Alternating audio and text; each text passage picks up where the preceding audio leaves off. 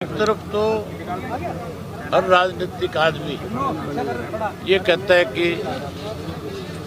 Student हमारा भविष्य है, और दूसरी तरफ जब स्टूडेंट अपनी कोई मांग लेकर के प्रशासन के पास जाता है, उसकी बात सुनने की बजाय उसके ऊपर लाठीचार्ज किया जाता है और उसके खिलाफ झूठे मुकदमे बनाए जाते हैं।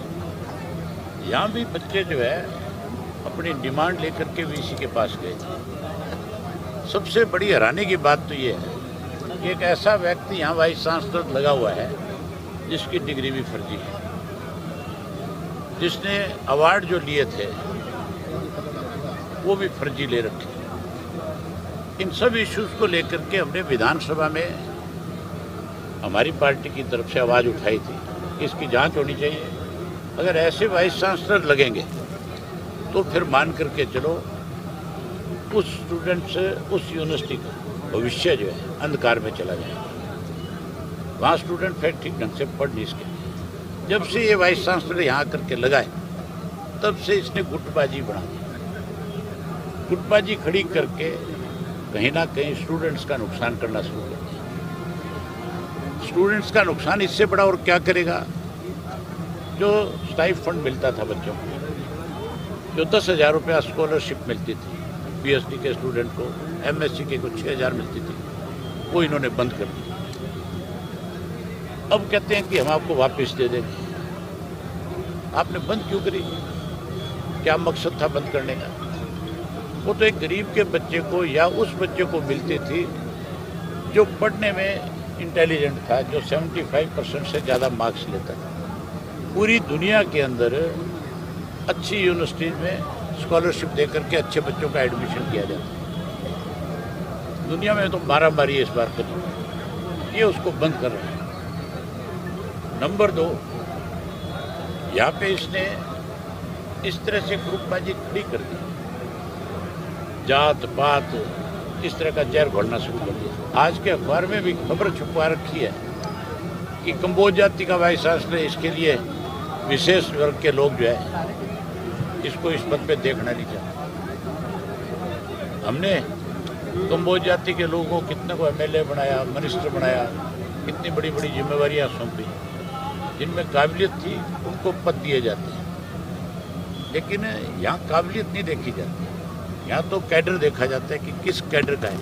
ये आरएसएस कैडर का व्यक्ति है, इसने सारी उम्र आरएसएस के लिए काम किया है।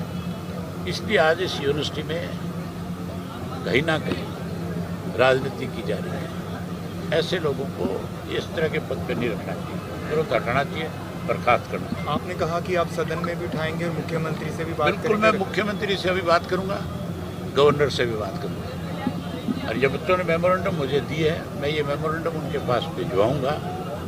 जरूरत पड़ी तो खुद जा करके भी मिलूंगा। और इनको केवल समर्थन देने नहीं आया हूँ, मैं इनको ये कहने आया हूँ, बताने आया हूँ कि आप मजबूती के साथ जिनकी जायज़ मांग है उसके लिए लड़ो, हम आपके साथ हैं। सर, आपकी राजनीतिक हम पूरे प्रदेश में इनके साथ खड़े हों।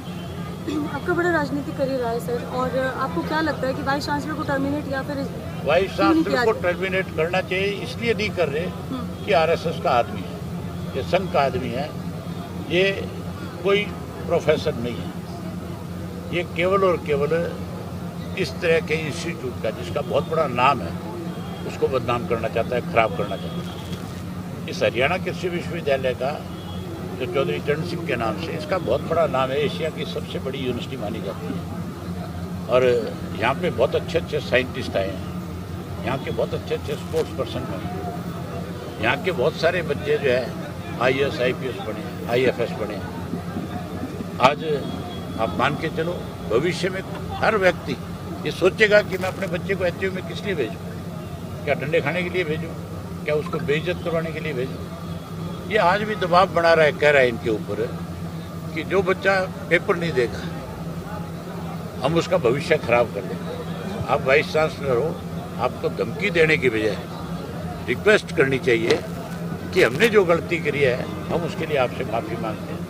आप आओ, हम आपका स्वागत करेंगे, आप हमारे बच्चे हैं। 24 तारीख की महापंचायत में आप लोग स्टूडेंट करने जाए? स्टूडेंट जो महापंचायत करेंगे, हमारी जो स्टूडेंट की ऑर्गेनाइजेशन है पहले दिन से इन बच्चों के साथ है, क्योंकि वो भी तो इसी यूनिवर्सिटी में हमारी खुद की अपनी यूनिट है और वो यूनिट इनके साथ खड़ी है। हम पूरे हरियाणा प्रदेश की हमारी यूनिट को इनके साथ लगाएंगे। सर, पुलिस भी अभी तक एक ही व्यक्ति को पुलिस एक व्यक्ति को गिरफ्तार कर पाई है, जबकि 8 नाम इसके अंदर है। सबको गिरफ्तार करना चाहिए। प्रशासन को किसी के दबाव में नहीं आना चाहिए।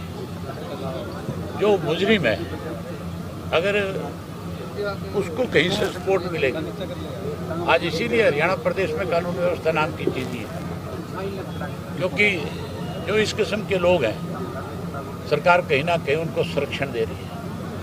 ये भी सरकार का एक संरक्षण है। संरक्षण ऐसे लोगों को मिलेगा तो इनका हौसला बढ़ेगा और इससे आगे और ज़्यादा हालात खराब होंगे। Thank you.